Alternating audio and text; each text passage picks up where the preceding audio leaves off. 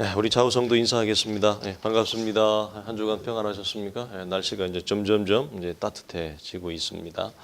우리 지난주까지 하나님의 이 말씀, 가나안의 안식이라는 주제 같이 나누었고, 오늘은 4장의 마지막 부분, 하나님의 말씀은이라고 하는 부분을 오늘부터 제가 볼 때는 뭐 빨리 하면 다음 주까지, 안 그러면 한 3주 정도 이렇게 나눌 것 같아요. 오늘은 그 앞부분, 하나님의 말씀은 살아있고라고 하는 이 부분을 중심으로 해서 나누겠습니다. 여러분, 말씀이 살아있는 가장 큰 이유는 여러분 무엇일까요? 왜 성경은 말씀이 살아있다고 얘기할까요? 우리가 지난주에도 한번 나누었고 몇 주 전에도 나누었듯이 하나님의 말씀은 어제나 오늘이나 영원토록 변함이 없으십니다. 그래서 우리가 뭐 그걸 여러 가지로 설명을 했습니다. 인생은 시간과 마디를 뛰어넘을 수 없어요. 그래서 시간 속에 하나님이 허락하신 인생의 마디 가운데 살다가 그냥 갈 뿐이에요.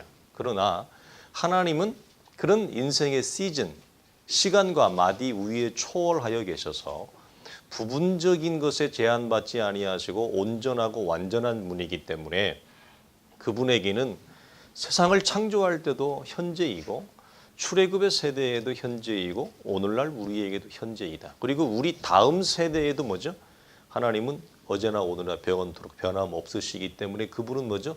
사실은 오늘이라고 하는 것만 존재한다. 우리가 그렇게 표현할 수밖에 없을 것입니다. 그래서 이런 차원에서 하나님의 말씀이 살아있다라고 하는 이유는 가장 중요한 기초는 그분이 이렇게 영원토록 변함없으신 분이기 때문에 그렇다. 너무나 당연한 말이죠. 그래서 우리가 히브리서 3장 12절 앞부분에도 뭐라고 말씀했냐면, 형제들아 너희는 삼가 혹 너희 중에 누가 믿지 아니하는 악한 마음을 품고, 여기도 뭐라고, 살아계신 하나님에게서라고 하는 표현을 씁니다. 그래서 성경은 하나님 앞에 살아계신이라고 하는 말, 변함없으시다고 하는 말, 영원하시다고 하는 뜻을 많이 가져옵니다.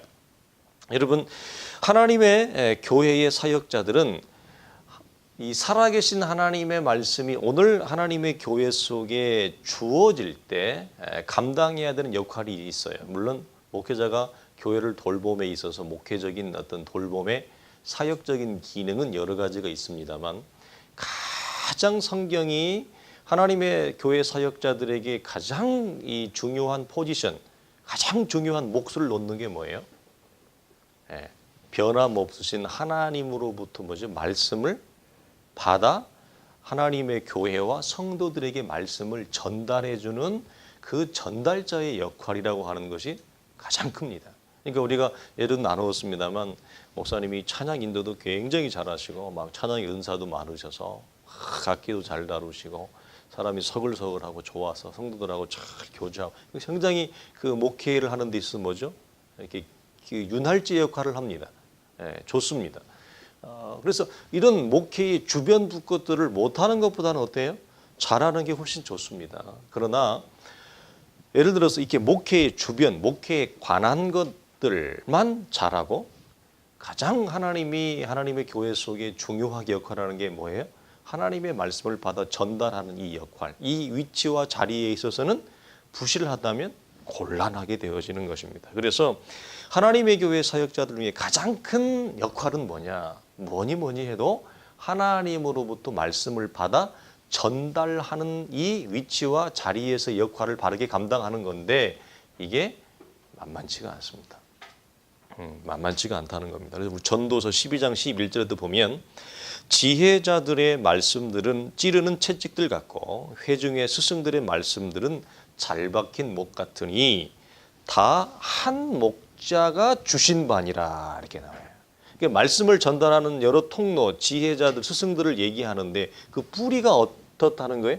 뿌리는 같다, 하나다.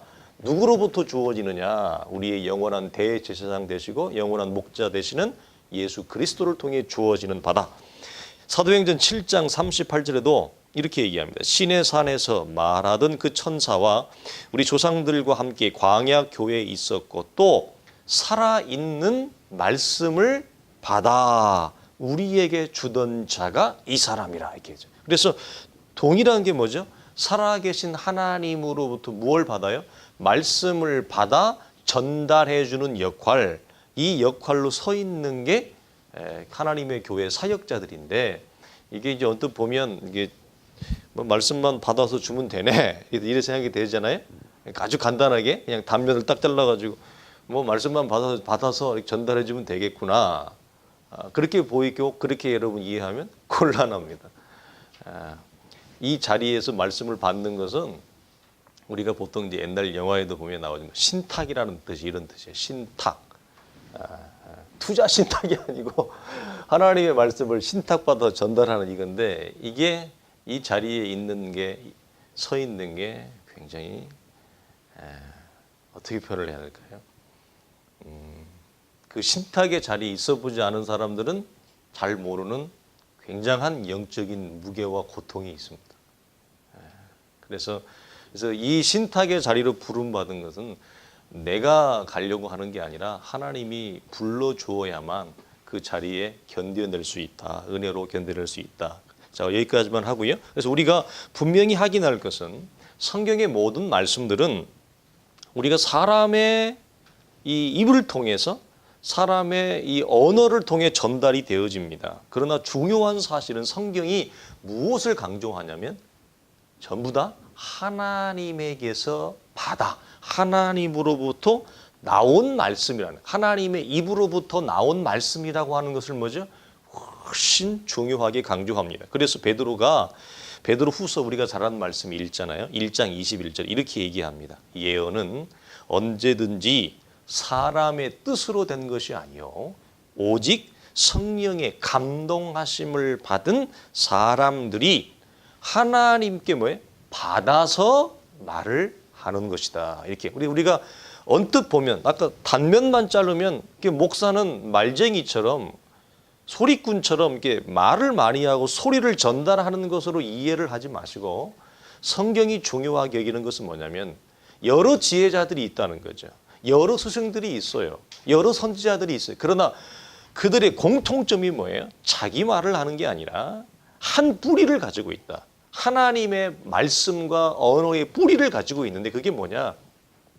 전달자의 입이 아니라 하나님의 입, 하나님의 입에서 말씀에서 나온 것이다 라고 얘기합니다. 그러면 우리가 말씀을 즉 하나님의 말씀을 받을 때에 우리 데살로니가 교회에서 나누었죠. 그들의 특징이 뭐라고 그랬어요? 하나님의 말씀을 받을 때에 그 신생교회 어린 교회가 어떻게 그런 아주 그 영적으로 기특한 생각과 자세를 가지고 있는지 모르겠어요. 오랜 신앙적인 경륜을 가져도 그게 그런 자세를 견지하는 게 쉽지 않은데 짧은 시간에 생겨난 교회가 어떻게 하나님의 말씀을 듣고 받을 때 뭐죠? 이게 단지 사람이 말을 전달해 주는 게 아니라 사람의 속에서 사람의 입술을 통해 나오는 것이 아니라 하나님을 통해서 온다라고 하는 아주 좋은 신앙적인 자세를 갖추었는지 모르겠어요. 그래서 우리가 이렇게 그들이 얘기했죠. 우리가 하나님 앞에 끊임없이 감사하는 이유가 뭐냐? 너희가 하나님의 말씀을 받을 때에 사람의 말로 받지 아니하고 하나님의 말씀으로 받을 수 있음. 이것에 대해서 뭐죠?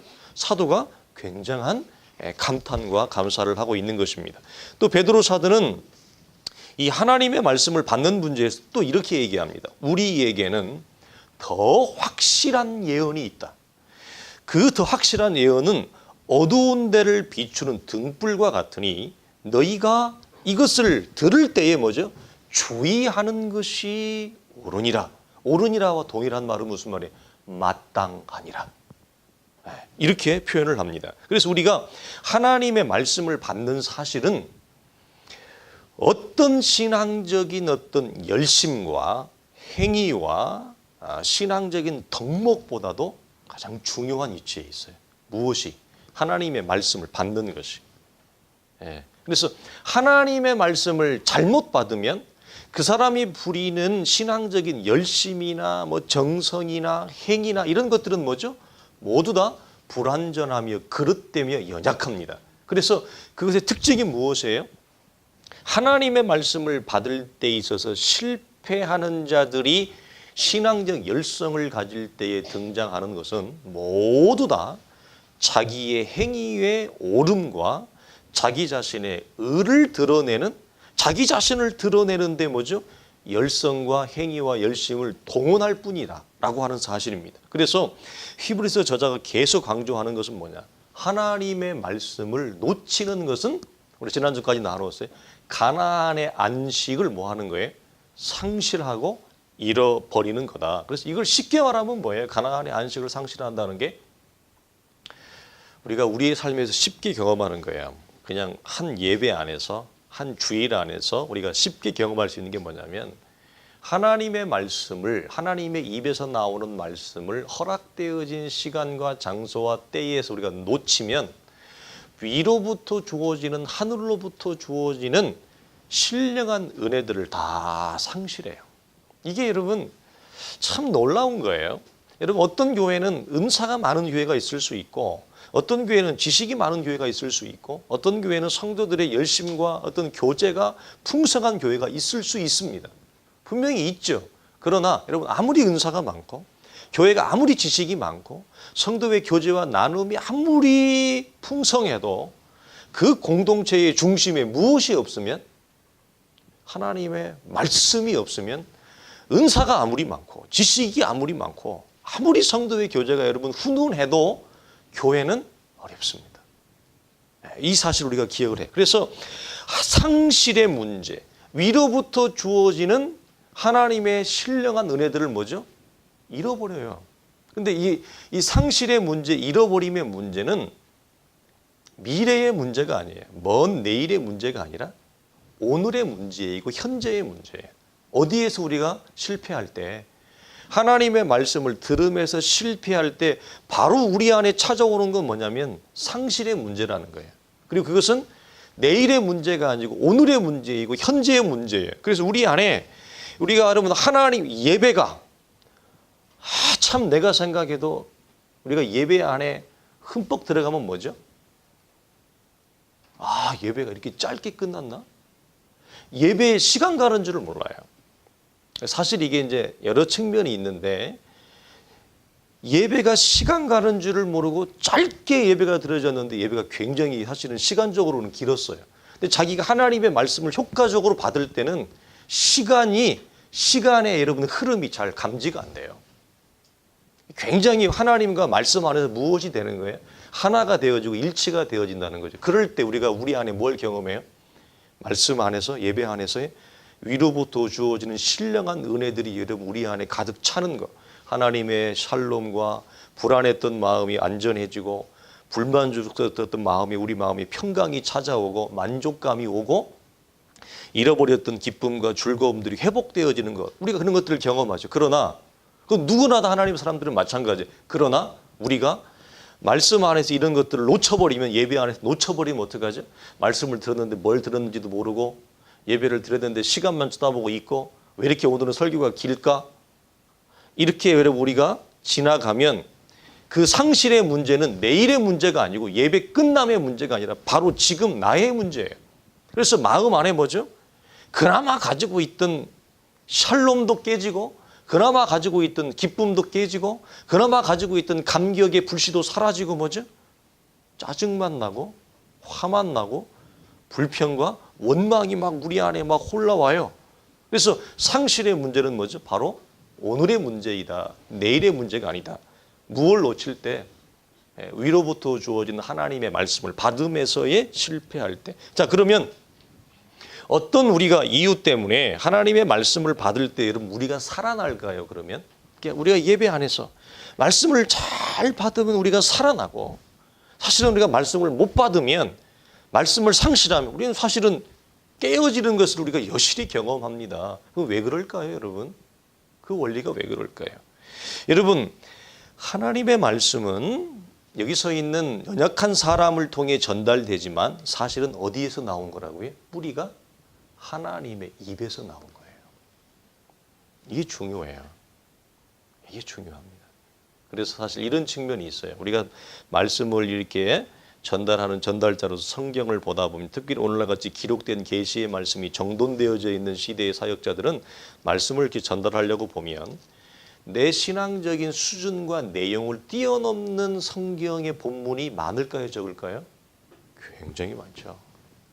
엄청나게 많습니다. 그럼 어떤 두려움을 가져요? 이걸 내가 전달할 수 있을까? 왜?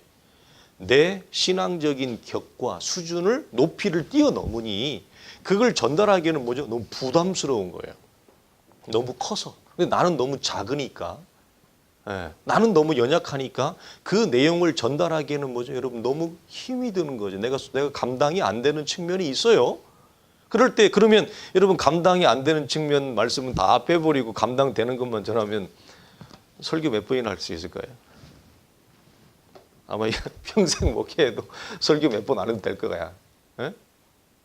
그렇죠? 그래서 이 측면이 어떤 측면이 있냐면 전달자는 연약해도 그 말씀을 주시는 분의 은혜 때문에 연약함에도 불구하고 하나님의 말씀은 뭐죠? 그분의 입을 통해서 나가는 거고 사람은 도구이자 통로에 불과한 거기 때문에 그 전달자가 얼마나 영적으로 온전하고 영적으로 얼마나 성숙하고 그래서 하나님의 말씀이 전달이 풍성하느냐 풍성하지 않느냐 그 차이로 여러분 우리가 단순히 잴 수 없다. 우리가 그래서 옛날에 뭐라고 그랬어요? 이스라엘의 초대 대제사장이고 제사장으로 부름받았던 아론이 영적으로 굉장히 성숙하고 위대해서 하나님이 그를 대제사장으로 부른 게 아니었어요. 아론은 굉장히 하나님 앞에 불순종을 많이 한 사람이에요. 사실 그 자리에 세움을 받는다는 것은 부끄러울 정도였어요. 우리 잘 알잖아요. 여러 번 설명을 했죠. 모세가 하나님 앞에 올라갔을 때 아론이 뭐 했어요? 밑에서 봉기를 든 하나님 앞에 반역과 불신앙의 봉기를 든 리더였어요. 그 사람이 얼마나 여러분 영적으로 성숙하고 얼마나 커서 얼마나 온전하고 얼마나 커야만 그러면 하나님의 말씀을 잘 전달하는 전달자라고 서게 아무도 없어요. 그래서 우리는 뭐죠? 하나님의 은혜로 부르심을 받는 거고 우리 모두는 뭐죠? 하나님의 은혜로 쓰는 거예요. 그럼에도 불구하고 이런 전달자의 연약함에도 불구하고 뭐죠? 하나님은 온전하시고 하나님의 은혜는 이걸 뛰어넘으시기 때문에 하나님은 뭐죠?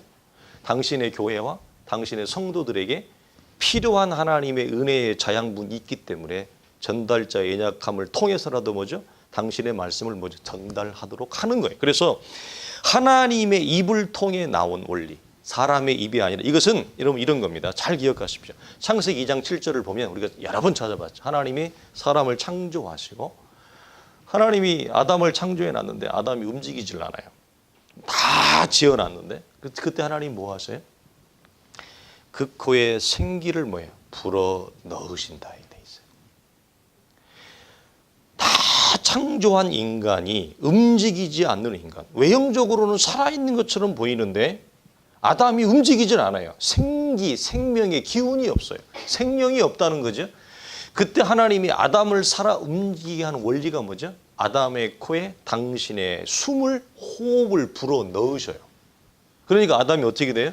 그때 숨을 확 내쉬면서 아담이 배터리 다 떨어진 장난감이 움직이듯이 인형이 움직이듯이 아담이 메커니즘이 생명체의 메커니즘이 뭐죠? 작동을 해서 움직이는 원리예요. 하나님의 입에서 나온 말씀이 왜 이 말씀을 받을 때 우리가 영적으로 살아나는가라고 하는 것은 하나님께서 창조된 인간에게 숨을 불어 넣으시는 원리예요. 그래서 인간은 창조되었지만 하나님께서 생명의 호흡을 불어 넣으시기 전에는 살아 움직이지 않았습니다. 하나님의 호흡은 뭐냐면 하나님의 숨은 사람을 사람 되게 하는 능력이고 사람을 살려내는 능력이에요. 그래서 성경에서 말하는 하나님의 입에서 나온 말씀이라고 하는 것은 이게 무슨 말이냐면 히브리어의 이 뜻에 하나님이 숨을 내쉬는 원리예요. 하나님 입에서 말씀이 나오는 원리가 하나님이 숨을 내쉬는 원리라고. 동일한 원리를 가지고 있어요. 그래서 여러분 하나님이 숨을 내쉬는 것과 하나님의 입에서 말씀이 나오는 원리가 뭐하다고요? 동일하다. 똑같다고 하는 겁니다. 그래서 여러분 하나님이 여러분 숨을 넣으시는 이유가 어디 있어요? 왜 하나님이 숨을 넣으세요? 살려내기 위해서 숨을 넣으시는 거예요. 마치 비유가 될는지 모르겠습니다만 심장마비 걸리고 숨을 못 쉬는 심정지가 되어 있는 사람에게 응급처치를 해서 인공호흡을 하는 것과 같은 거예요. 놔두면 죽죠. 어저께도 뉴스에 보니까 서울의 지하철 안에서 지하철 보안대원들이 한 70대 할머니가 쓰러졌는데 심정지가 돼서 인공호흡을 통해 살려낸 사실을 방송을 하잖아요. 숨을 불어넣으시는 이유와 목적이 뭐예요? 살려내기 위함이에요. 살려내기 위함. 그래서 우리는 하나님의 숨, 하나님의 호흡을 통해 전달되어지는 당신의 말씀을 뭐죠? 받을 때에 무엇이 된다? 사람은 살아나요. 외형적으로는 살아있는 것처럼 보이지만, 아담이 외형적으로는 살아있는 것처럼 보이지만 실제로 움직이지 않았어요. 살아있는 존재가 되는 거예요. 그게 무슨 말이에요? 아담이 아담 되게 하는 것은 뭐예요? 하나님이 숨을 아담에게 불어 넣어야만 돼요. 우리가 성도로서의 어떤 길, 믿음의 길을 온전히 걸어가게 하는 어떤 싸움, 그 다음에 하나님의 사람으로서 우리가 충만함으로 나아가기 위해서는 하나님이 숨을 우리에게 불어 넣으세요. 무엇을 통해서? 오늘 전달자가 전달의 통로를 통해서 전달되어지는 하나님의 말씀이 뭐죠? 우리에게 무엇이에요? 하나님의 숨이에요. 하나님의 호흡이에요. 그래서 하나님으로부터 나오는 그의 호흡과 숨을 우리가 뭐죠? 받아 마시는 겁니다. 그럴 때 우리는 어떻게 해요? 영적인 생명이 우리 안에 생기를 갖는 것. 그걸 우리가 경험하게 되어지는 것입니다. 그래서 아까도 얘기했지만 아무리 신앙적인 경륜이 있고 아무리 이전에 경건의 훈련이 있고 예전에 큰 신앙적 체험이 있어도 우리가 무엇을 지속적으로 받아내는 것을 여러분 실수하고 무엇을 여러분 이것을 우리가 잃어버리면 말씀을 받은 이 문제에 있어서 이걸 우리가 실수하고 여러분 놓치면 어떻게 돼요? 그래서 우리 안에 있는 생기가 어떻게 돼요? 메말라가는 거. 우리 안에 생기가 뭐죠? 사라져가는 것을 우리는 경험을 합니다. 그래서 우리가 요한복음 20장 22절의 한 구절을 더 보면 이런 말씀이 있죠. 동일한 원리인데 이런 겁니다. 이 말씀을 하시고 그들을 향하여 숨을 내쉬며 성령을 받으라 이 말씀을 하십니다. 여기에도 주님이 뭐라고 말씀이 부활하신 주님이 다시 제자들을 향해서 교제할 때 이 말씀을 하세요. 요한복음 마지막 부분에 이르러서 여러분 이때도 주님이 제자들에게 무엇을 내십니까? 숨을 내쉬며 라는 말씀이 있어요. 이 숨을 내쉬며라고 하는 이 장면은 어떤 장면이에요? 제자들에게 주님의 호흡, 주님의 숨을 통하여 무엇을 그들에게 여러분 주시는 원리예요? 성령을 주시는 원리예요. 그러니까 우리가 두 가지를 여기서 우리가 볼 수 있죠. 어떤 겁니까? 주님의 숨, 주님의 호흡은 첫째는 뭐예요? 생명 창조의 원리가 있어요. 첫 창조의 생명의 창조의 원리가 있고 또 하나가 뭐예요? 성령 충만함의 원리가 있어요. 근데 이게 무엇을 통해 우리에게 전달된다고요? 하나님의 말씀을 통해 두 가지가 다 와요. 그래서 여러분 우리가 영적인 어떤 생기, 우리가 하나님의 사람으로 살아나는 것, 성경이 말씀이 없이는 가능하다고 해요? 불가능하다고 해요? 우리 나누었죠. 베드로가 얘기해요. 너희가 거듭난 것이 썩어질 씨로 된 것이 아니라 썩지 아니할 씨로 되는데 그게 뭐죠? 항상 있고 살아있는 뭐라고 해요? 하나님의 말씀으로 되었다. 예? 그래서 우리가 하나님의 생명을 받는 문제에 있어서 주된 하나님의 역사의 포인트가 뭐예요? 하나님의 말씀이고 우리가 하나님의 말씀으로 살아난 이후에 성령의 충만함으로 나아가는 데 있어도 뭐죠? 주님이 당신의 숨을 통해서 성령을 허락하시는 걸 우리가 보면 주님의 호흡과 숨은 뭐죠? 하나님이 숨을 이렇게 내쉬는 거예요. 이 내쉬는 게 뭐라고요? 하나님의 입에서 말씀이 떨어지는 거예요. 똑같아요, 원리가. 그래서 하나님의 말씀을 놓치면 뭐죠? 성령 충만도 놓쳐요. 그리고 충만하지 않아요. 그래서 그 상실이 바로 온다라고 하는 부분입니다. 그래서 우리가 하나님의 말씀을 믿음으로 놓치지 않고 받음이 이처럼 중요하다라고 하는 거죠.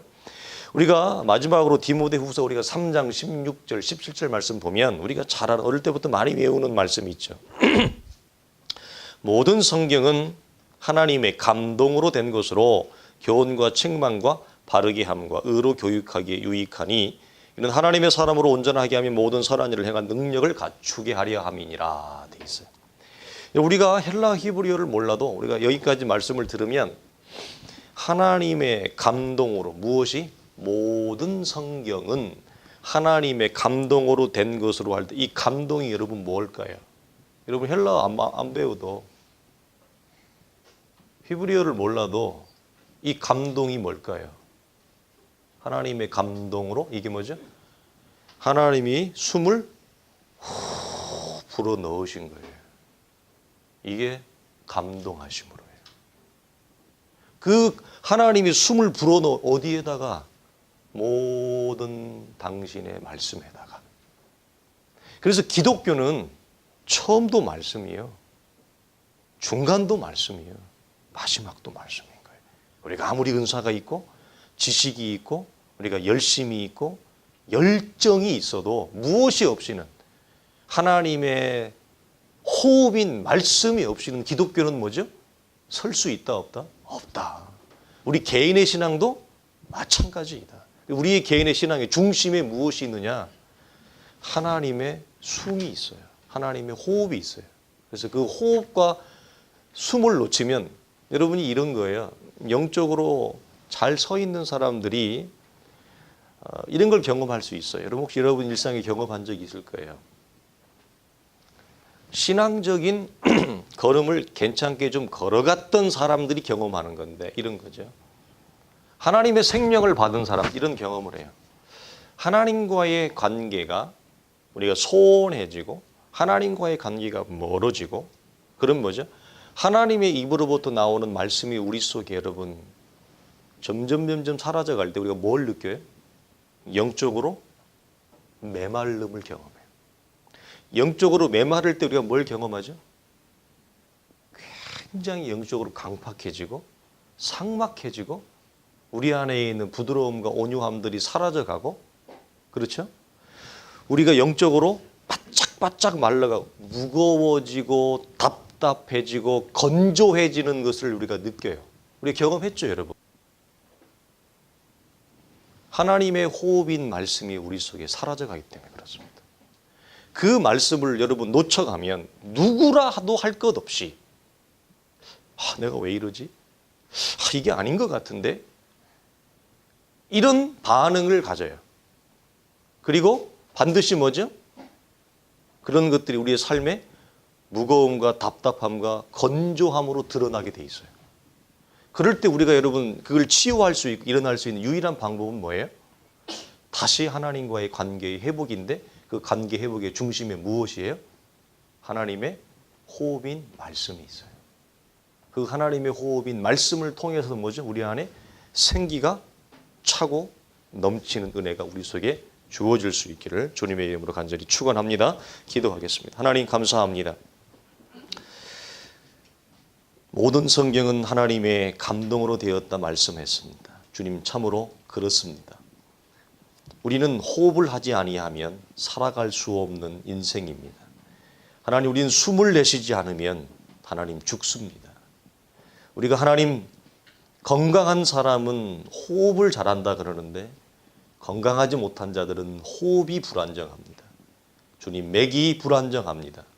하나님 우리의 호흡과 우리의 맥이 다시 정상적으로 하나님과의 관계에서 주어지는 생명의 호흡과 생명의 숨인 말씀을 통해서 하나님 건강함과 생기와 하나님 충만함으로 나아갈 수 있도록 하나님 도와주시기를 간절히 소망합니다. 숨을 하나님 잘 쉬게 하시고 숨을 하나님 깊게 내쉬고 잘 쉬는 그 숨과 호흡 속에 단숨이 있고 단호흡이 있는데 그 하나님 단호흡을 주님의 말씀을 통해 경험할 수 있도록 도와주시옵소서. 사도가 하나님 그랬고 믿음의 선진들이 그랬습니다. 주님 주의 말씀이 어찌 그리 내게 단지요 그랬는데 하나님의 말씀인 호흡을 통해 하나님 단 하나님의 말씀을 경험하는 저희가 되어줄 수 있도록 은혜 더하여 주옵소서. 우리 주 예수님의 이름으로 간절히 기도하옵나이다. 아멘. 이제는 우리 주 예수 그리스도의 은혜와 우리 하나님의 크신 사랑과 성령의 감화감동 역사하심이 하나님의 말씀인 호흡을 통해 또 호흡을 통해 주어지는 하나님의 말씀을 통해 영적인 충만함과 영적인 하나님 온전함으로 소망하며 나아가기를 원하는 우리의 잃어버렸던 우리 안에 상실되었던 위로부터 주어진 은혜들의 하나님 기품으로 나아가기를 원하는 사랑하는 온 성도들의 믿음의 소망과 하나님의 말씀 위에 그 말씀을 따라 걸어가기를 원하는 모든 지체들과 주의 교회 위에 이제로부터 영원토록 항상 함께 있을지어다. 아멘.